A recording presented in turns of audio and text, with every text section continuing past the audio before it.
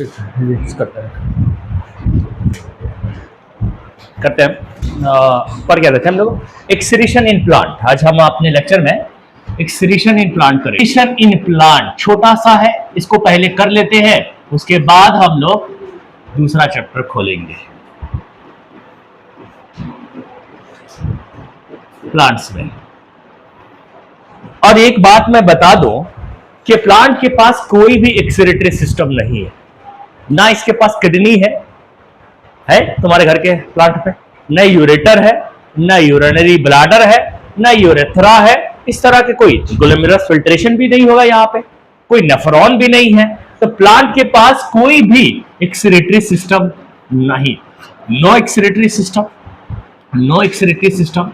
तो यहाँ पे एक्सक्रीशन का काम बड़ा सिंपल तरीके से होता होगा, क्योंकि यहाँ पे कोई एक्सक्रीटरी सिस्टम नहीं है, तो यहाँ पे बड़ा सिंपल तरीके से होता होगा एक्सक्रीशन। तो एक्सक्रीशन यहाँ पे जो हो रहा है वो सिंपल वे में हो रहा है, वो सिंपल तरीके से होगा, एकदम सिंपल है, बिल्कुल सिंपल तरीके से है।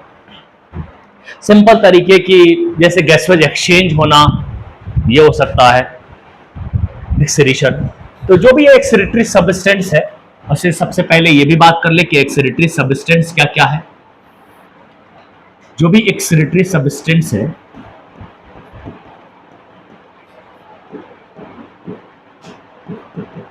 इसके अंदर वो क्या क्या है। इसके अंदर एक्सक्रीटरी सब्सटेंस गैसवेज हो सकते हैं, पहला गैसवेज होते हैं, ठीक है। कुछ लिक्विड होते हैं, कुछ सॉलिड होते हैं। जो लिक्विड और सॉलिड होते हैं ना, वो स्टोर्ड होते हैं, प्लांट बॉडी में ऑलरेडी स्टोर्ड होता है, वहां से निकलता है। उसके अलावा कुछ इस तरीके के semi solid semi liquid form में, जैसे गम और रेजिन्स है, वो भी होते हैं इसके अंदर। तो ये सब एक्सक्रीटरी सब्सटेंस है। ये सब क्या है? गम और रेजिन्स, गम्स एंड रेजिन्स, ये सब एक्सक्रीटरी सब्सटेंस है। ये सब के सब एक्सक्रीटरी सब्सटेंस है जो प्लांट के अंदर प्रोड्यूस होते रहते हैं अलग अलग मसलों पे। ये एक्सक्रीट तब होता है जब प्लांट के अंदर कट वगैरह लगता है, लेंटिसल के द्वारा होता है। अच्छा, एक्सक्रीशन के लिए ये चीजें है। एक्सक्रीशन कैसे होता है, किसके थ्रू होता है? तो यहाँ पे कोई एक्सक्रीटरी सिस्टम नहीं है, लेकिन कुछ गेट लगे हुए हैं जिसके थ्रू निकलता है। यानी कि ये एक्सक्रीशन किसके थ्रू होता है? तो एक्सक्रीशन अक्कर बाय कुछ ओपनिंग होती है, उस ओपनिंग के द्वारा होता है, एंड कुछ प्रोसेस होता है उसके द्वारा होगा। कुछ प्रोसेस, ओपनिंग में दो नाम तुमको याद रखना है। एक तो नाम है एस्टोमेटा, और दूसरा नाम है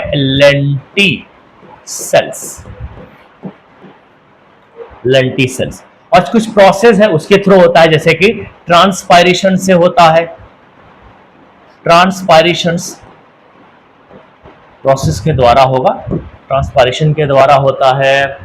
इस तरीके का फोटोसिंथेसिस के द्वारा हो सकता है। फॉलिंग ऑफ, मान लिया कि फ्रूट में स्टोर हो जाता है जब वेस्ट मटेरियल, तो फ्रूट गिर जाता है, उसके लिए वेस्ट है, हमारे लिए तो वेस्ट नहीं है ना, हम तो उसको गबक जाते हैं फ्रूट को। फॉलिंग ऑफ फ्रूट, ये एक प्रोसेस है जिसके थ्रू प्लांट अपना वेस्ट मटेरियल निकाल रहा है। फ्रूट उसके लिए वेस्ट है, तो पक जाता है तो उसके लिए वेस्ट होता है, हमारे लिए यूजफुल होता है। तो falling of fruit. Shedding of leaf, दो ये नहीं होना चाहिए। अभी शेडिंग ऑफ लीव्स और पीलिंग ऑफ बार्क, ये सब प्रोसेस है जिसके थ्रू प्लांट अपने अंदर के स्टोर्ड जो लिक्विड वेस्ट मटेरियल है उसको रिमूव करता है। कुछ प्रोसेस मैंने लिखा, ओपनिंग लिखा, और ये एक्सक्रीटरी सब्सटेंस लिखा। अब मैं एक फ्लो चार्ट बनाता हूं जहां से इन सारी बातों को आराम से याद रख पाओगे तुम, एक एक बात को। यहीं पे बात खत्म नहीं हो जाती है। अब हमने एक गैसवेज फॉर्म, गैसवस एक्सक्रीटरी मटेरियल या सब्सटेंस। इसमें सबसे पहले हमने लिया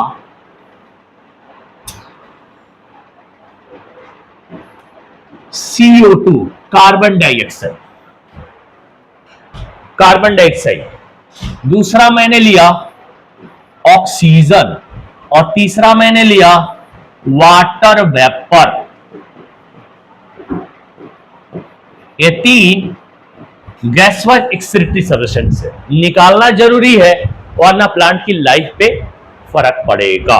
निकालना जरूरी है, प्लांट के लाइफ पे फर्क पड़ेगा। ये CO2 कब बनता है? फॉर्म्ड या प्रोड्यूस्ड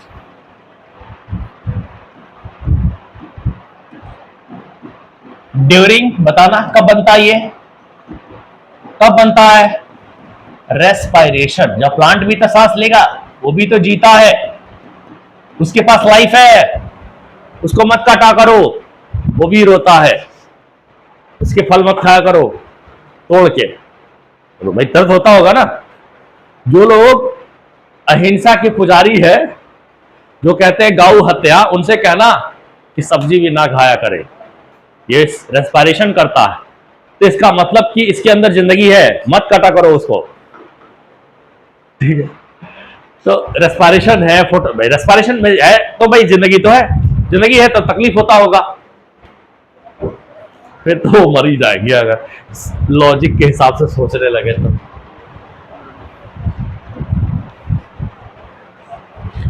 गौ हत्या के खैर है, कोई सब गाय माता है तो उसकी हत्या नहीं करनी चाहिए, लेकिन बात यह है ना कि वो नॉन वेज करने वाले, खाने वाले को जानवर मानते हैं। नॉन वेज खाने वाले हैवान होते हैं, जो भी, चाहे मुर्गा हो मुर्गी कुछ भी हो, क्योंकि जान मार के खाते हैं। तो प्लांट में को भी जान मार के खा रहे हैं इसको, वो कौन सा भाई उसके है ना, वो जान पहले से मतलब क्या कहते हैं, नॉन लिविंग चीज है, वो भी तो लिविंग है, अपने आप मर के सड़ जाता, सड़ने देते, उसको काट के घर पे क्यों लेके आते हो? नहीं लेके आना चाहिए। चलो बकवास बात छोड़ते। CO2 कब बना? रेस्पायरेशन के दौरान। एक्सक्रीट गैस कब होता है?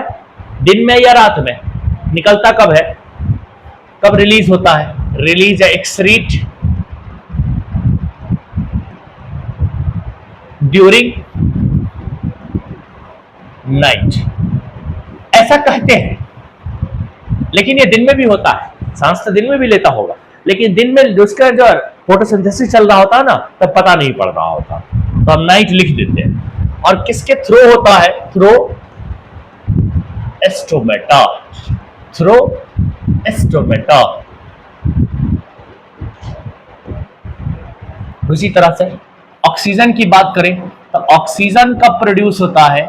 प्रोड्यूस्ड ड्यूरिंग फोटोसिंथेसिस, फोटोसिंथेसिस के दौरान होता है। तो पता है ये कब एक्सक्रीट होता है? दिन में।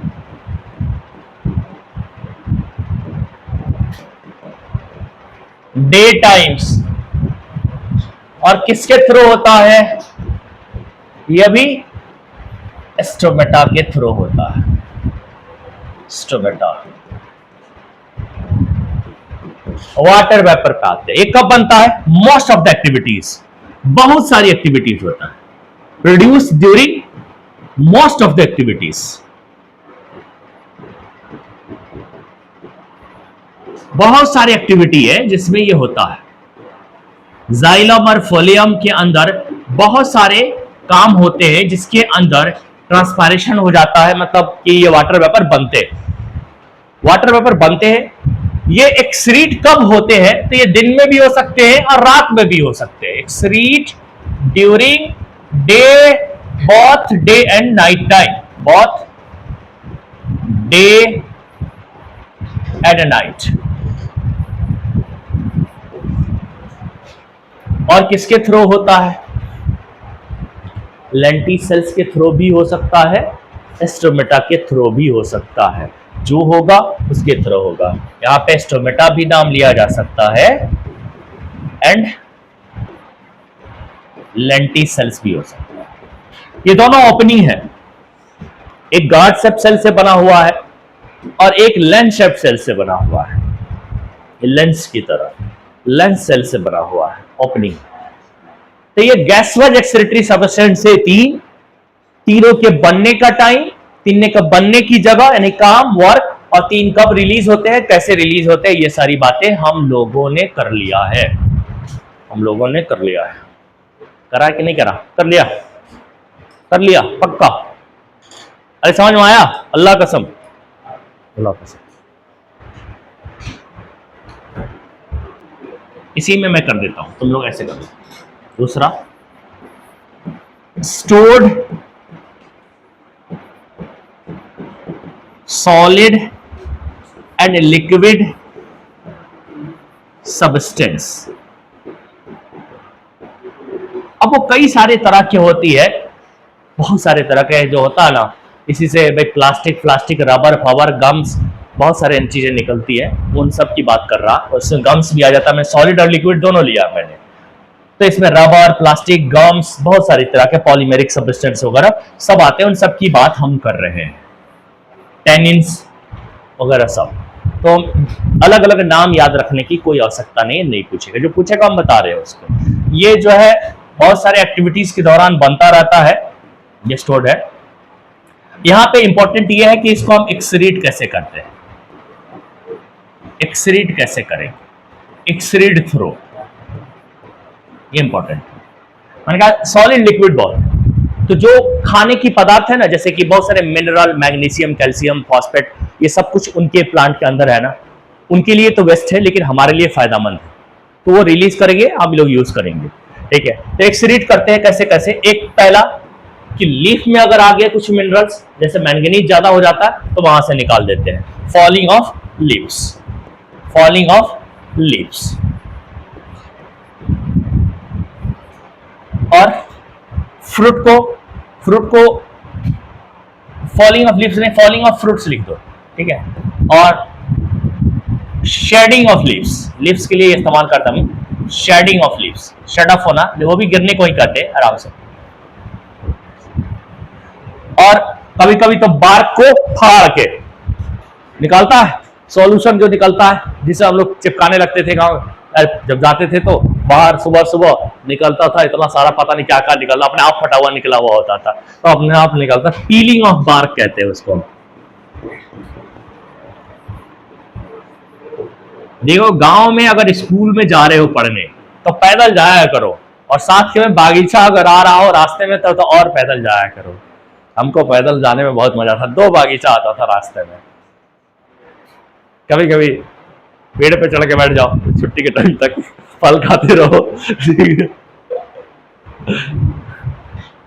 इधर जमालपुर का भी कोई स्टूडेंट था मेंटर सर्किल में, वो घर से आता था, लेकिन इधर कहीं पेड़ पे, रास्ते में पेड़ है ना जमालपुर साइड से, तो पेड़ पे चढ़ के बैठता था। 1 महीने तक यही किया था, स्कूल ही नहीं। जब अटेंडेंस का जब उसका मतलब बात आया, इन्फॉर्म करे ना घर पे, यार वो इतने महीने हो गए नहीं आया है, अरे तो रोज तो जाता है। तो मार पीट के पूछा गया तो पेड़ पे चढ़ के फल खाता था।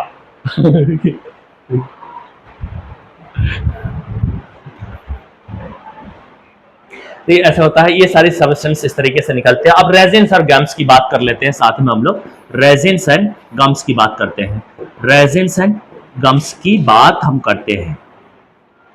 ये भी एक तरह का सेमी सॉलिड या सेमी लिक्विड एक्सक्रीटरी सब्सटेंस है, और इसको रिमूव कैसे करना है। अच्छा, प्रोड्यूस कब होता है? जब बार्क कट होता है ना, तो ये प्रोड्यूस होता है, जो काटोगे तो वहां प्रोड्यूस हो जाएगा। रेजिन्स और गम्स स्पेशली, जैसे उसके बार्क कटता है या कैसी तरीके से, तो वहां प्रोड्यूस होता है चिपकाने के लिए। मोटिव उसका होता अपना प्रोटेक्शन देना, लेकिन हम उसका इस्तेमाल करने लगते हैं तो उस फट के बाहर निकलने लगता है। तो ऐसे मेनली तुमसे यही पूछा जाता है कि इसका एक्सक्रीशन कैसे होता है। एक्सक्रीट थ्रू लेंटिसेल्स, ये तुमको याद रखना है। और मैंने कहा ना पूछा जाता, सबसे कम सवाल इसी से आते हैं। बहुत कम प्रोबेबिलिटी है कि इससे तुम्हें एंट्रेंस में सवाल पूछेगा इस टॉपिक से। टॉपिक खत्म, बहुत कम चांस है, मतलब 0.9% चांस है कि इस टॉपिक से सवाल आएगा, इसीलिए हम उससे ज्यादा बात करते हैं। बहुत रेयर सवाल है। लेंटिसेल्स एक लेंस सेप्ट ओपनिंग है, जहां पे स्टोमेटा नहीं रह पाता है, वहां पे एक्सचेंज होने के लिए, मटेरियल को अंदर बाहर करने के लिए ये लेंटिसेल्स होता है, लेंस शेप्ड ओपनिंग होता है। बस ये तुम याद रख लोगे। जितना मैंने बताया ना, ये तुम्हें बहुत है, इससे ज्यादा पढ़ के तुम्हें कुछ भी नहीं मिलने वाला, क्योंकि इस पोर्शन से सवाल नहीं आता। बहुत कुछ है ना देने के लिए सवाल, यहीं पे क्यों देगा? 16-17 सवाल ही तो देना है, या मैक्सिमम 18। अब उसमें भी, इस पे भी सवाल देने लगा तो फिर बात ही क्या। बहुत कुछ है देने के लिए सवाल।